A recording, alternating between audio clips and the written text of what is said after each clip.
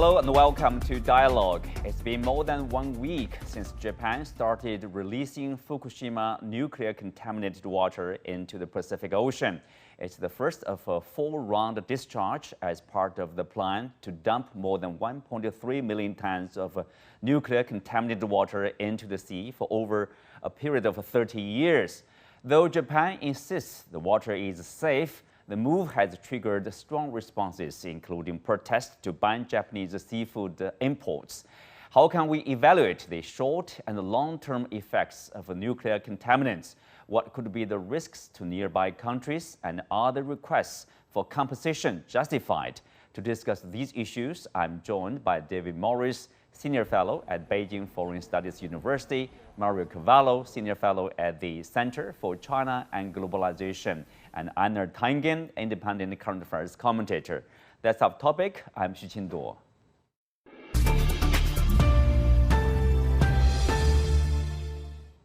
Welcome to Dialogue. So Mario, I will start with you. Japan and the Japanese government basically insists the nuclear contaminated water is safe, despite the fact that the water is known to have more than 60 radioactive elements, especially an element called tritium, which can't be removed because there is no such technology to do it. So I want to have your opinion on that. Is there any potential risk or danger? Should people be concerned with the release of the water?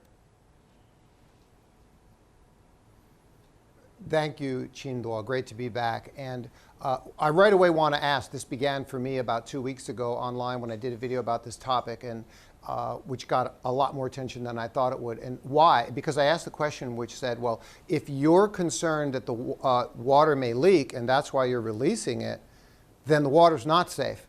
Okay? And we don't have enough assurance from the IAEA that the water is safe enough. We do have some assurances, but by no means is it a complete situation. And the fact of the matter is that if this was China, the United States would be leading a war of sanctions and blocks and bans and complaints. That would be mainstream headlines all over the world, but it's not doing that. So there's a lot of controversy. There's a lot of information that we still don't know. And worst of all, which I'll talk about later, we have a very nasty track record with TEPCO going back years of negligence and corruption, even from before the disaster, that they admitted to. And in July 2022, just last year, 4 of their executives were convicted of corruption and negligence and fined $95 billion, not $9 billion, $95 billion. So something is very wrong. Does the world have the right to be concerned? Yes, and I'm glad that China is leading the charge on that. Mm-hmm.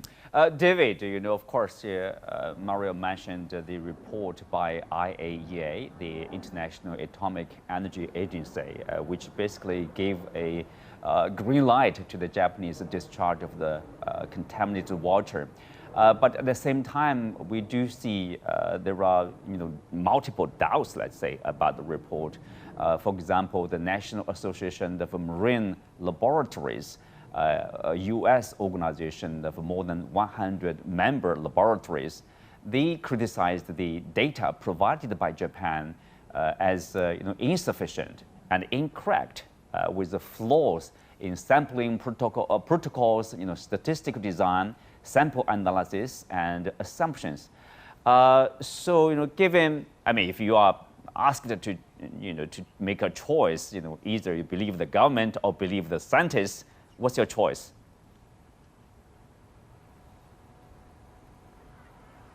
I think there are very serious concerns here amongst the fishing industry and amongst some scientists and communities that are all around the region, concerns about the safety of this wastewater being discharged into the Pacific Ocean, and those concerns need to be taken very seriously.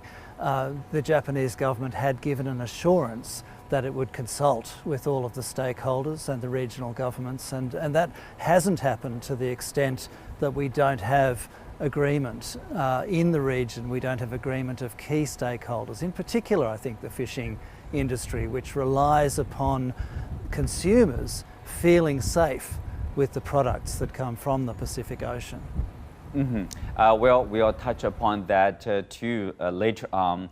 Let's focus, continue to focus on this, this data issue or the doubts raised in the science field. For example, Timothy Mosso, a biologist and professor at the University of South Carolina, he talked about the studies of mice and rats.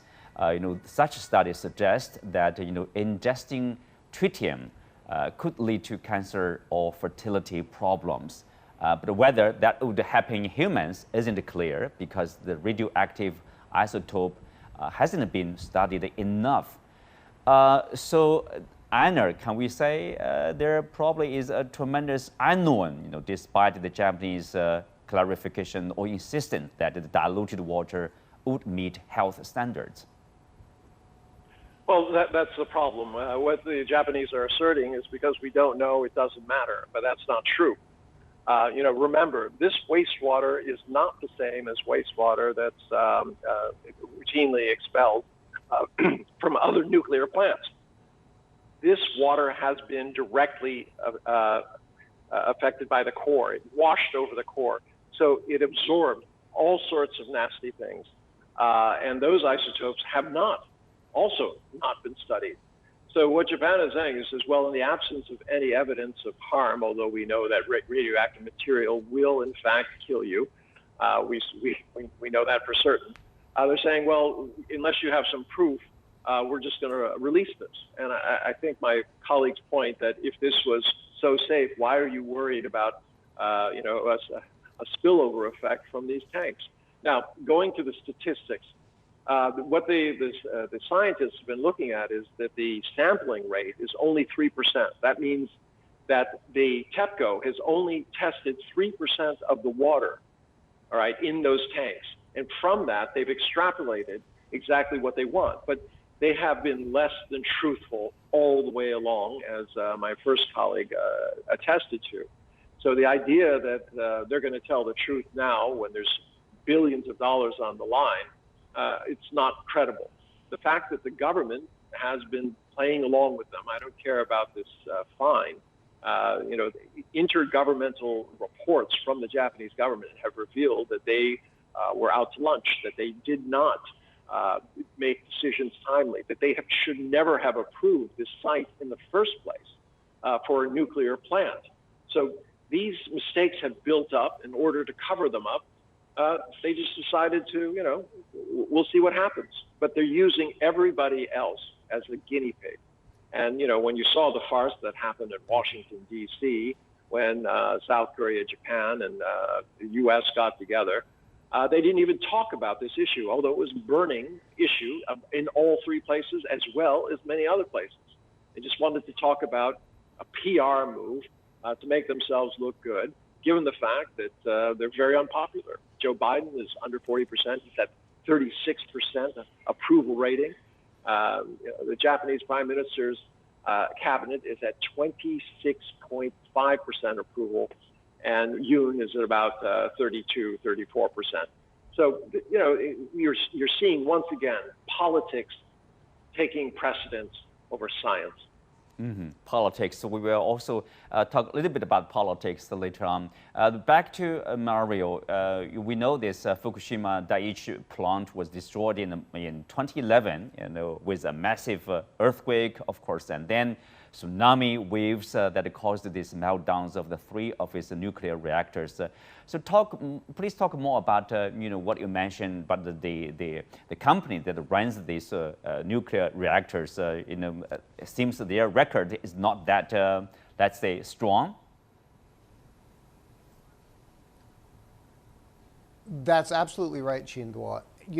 I'm not a nuclear physicist. I'm not a nuclear expert, but I'm capable of acting like a curious and concerned citizen. And if you just type into any of the world's search engines, within 20 minutes, I found myself reading 4 articles. These were not sensationalized articles. That they were just describing the problems that have been happening with TEPCO for years. going back before 2011, the main one, of course, being that they only had an 18-foot high seawall. They were already aware that they needed a higher seawall. And what did they do? Along with many other mechanisms and operations, safety operations in the plant that they knew were not up to par, up to snuff. They knew it. They kept hiding it. They kept avoiding spending the money. On the wall is, of course, the most important one.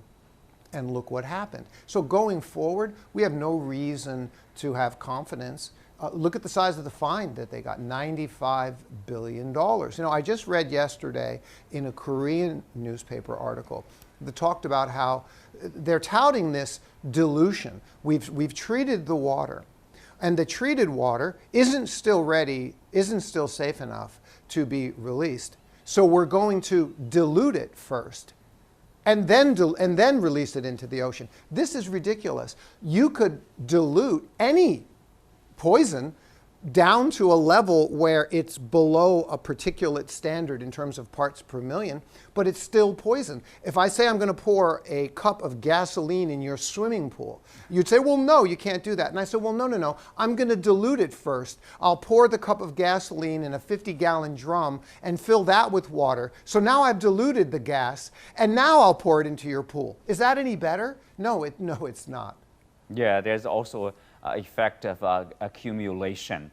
So David, of course, according to a report from the Japanese side, previously there were actually 5 disposal options, discharge into the sea, underground burial, geosphere injection, vapor release, and hydrogen release.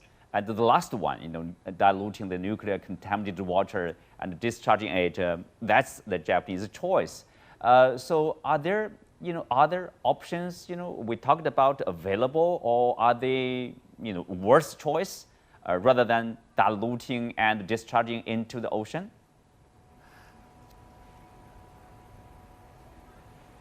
There are always other options, and certainly, as you've just outlined, in this case, other options have been identified. We also have plenty of time here. I mean, we are talking about the discharge of this radioactively contaminated water into the Pacific Ocean for 3 decades at least. There's time for us to pause and to take a precautionary approach and to look at alternative options. It would cause no problem at all to take some further time and some further consultation and find the best solution. There certainly are other alternatives than dumping in the Pacific Ocean, which has always been the choice that nuclear powers have taken. We've had the example in the past of nuclear weapons testing in the Pacific and the dangers and the radioactive contamination that that's caused. We should not be rushing to use the Pacific Ocean as the dumping ground for radioactive waste, no matter how it's diluted. We should be looking for alternatives, and we have plenty of time because this is going to be, unfortunately, a long period of time to dispose of this wastewater that has been used to cool the affected reactors. Mm-hmm. Well, yes, rush or no rush. Einar, Professor Robert Richmond is part of a panel experts advising the Pacific Islands Forum on Japan's plan. He stressed that the rush to discharge the water suggests Japan is choosing the cheapest, most politically expedient method to get rid of the nuclear waste rather than doing what's best for its neighbors and the ocean, of course, which is already stressed from the effects of climate change, plastic pollution, and ocean acidification. So, the consideration by the Japanese government, it seems like safety is not their first or priority concern. Probably other concerns like financial concerns or politics even here. Well, it's pure politics, Chindua. Yes, finance is part of it. The finance kind of reinforces the politics. If they start spending more money on this after numerous cost overruns, people will say, well, what were you doing in the first place? There's an air of incompetence. And obviously with TEPCO admitting that they have lied continuously, and the fact that the government has been complicit in that, People just want it to go away, but it isn't. This is not just hurting Japan's neighbors. It's hurting Japan itself. Seafood is a staple of the Japanese diet. Who wants to buy seafood now? It's going to be very few takers. And all the product that Japanese fisheries were selling to other places, forget it. Think of all the sushi restaurants that used to boast that they got their materials directly from Japan, flown in. Well, if you said that now, people wouldn't come. So this is going to be multi-billions of dollars that are going to be lost to the economy. These fishermen are going to be sacrificed, and there's no good reason. There was also another alternative, which was to basically concentrate these materials and then put them into concrete, where they would be safe from any kind of erosion, spill, etc. They need a tremendous amount of concrete just to deal with this nuclear power plant, Fukushima. 2/3 of it could have been used there, and since it's already contaminated, wouldn't have made a difference. The rest of it could have been used in roads, things like this, where it would have been completely inert. But they didn't consider this, and they didn't want to. And this is what is really bothersome, is that they have been presented option after option, the 5 options that you mentioned. A 6th option was to build larger container groups, entities that could hold this. And they always would say things like, well, there isn't enough land. Well, right now, where the plan stands is they don't even know what they're going to do. Because remember, they still have to get rid of all the core itself. They can't just sit there forever. They've reserved land for that, but they don't even know how to do it. So there is just moving from one bad situation to the next in an effort by each entity that comes into power to just put this away, ignore the science, let's deal with this politically. Mm-hmm. Well, of course, there are countries, voicing their concerns about the discharge, Mario. Countries like China, like South Korea, they have decided to suspend actually the import of seafood from Japan, from certain Japanese prefectures. Other countries like Russia and Malaysia, I believe it's Thailand, they have announced they will tighten quality control on seafood import from Japan. What's your response to these actions or these policies taken by the countries? Do you think this is fully justified to probably meet the concern of the public? I follow Einar's idea in pointing out that this has, once again, as all the Western world seems to do, and that is politicize every issue. It's very strange to me how the Western United States and even European Union government bodies are silent on this issue. But I want to point it out that on the U.S. side, because everyone is saying, oh, they're blaming, instead of acknowledging that they've made it political, they're accusing China of this being political to bash on Japan's head. And that is not the case. As is the case with the pandemic, for China, it was always a matter of public health. And that's what this is a matter of. It's not about politics at all. And I look at what's happening with Japan and say, you want to tell me you're treating the water? The IAEA is trying to tell us not to worry. The water's been treated now. It can be dumped into the water and it's safe. Okay, fine. My solution then otherwise is to say, fine, take the next step and desalinate the water and use it yourself, rather than making the rest of the world worry and wonder for the next century, including United States consumers. Because U.S. government isn't saying a peep.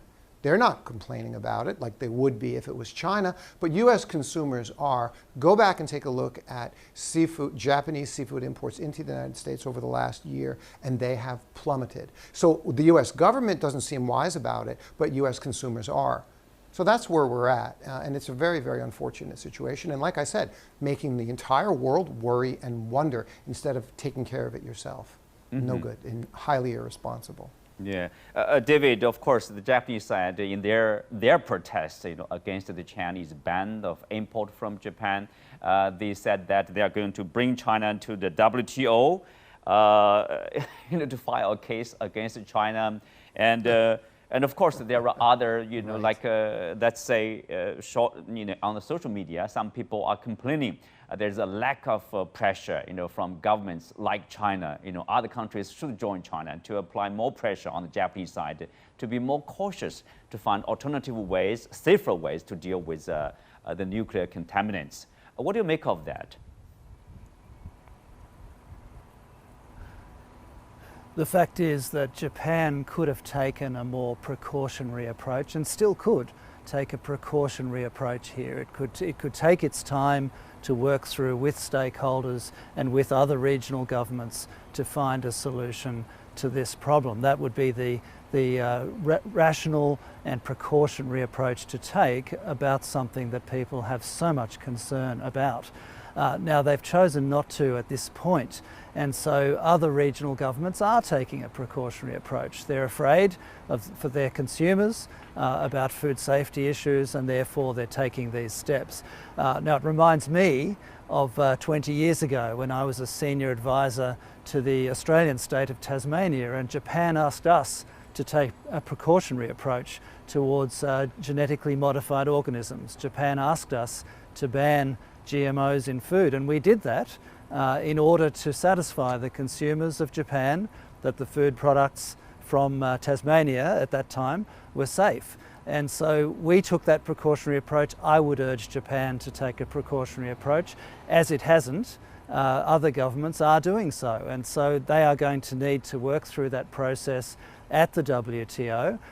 If there's a period of time that these governments need to satisfy themselves about the safety or not of these emissions, then they need to be allowed to take that time and to satisfy themselves of the next step and the appropriate steps to take. So threats about the WTO I think are premature. I think governments have the right to take a precautionary approach and to satisfy themselves in time for their consumers.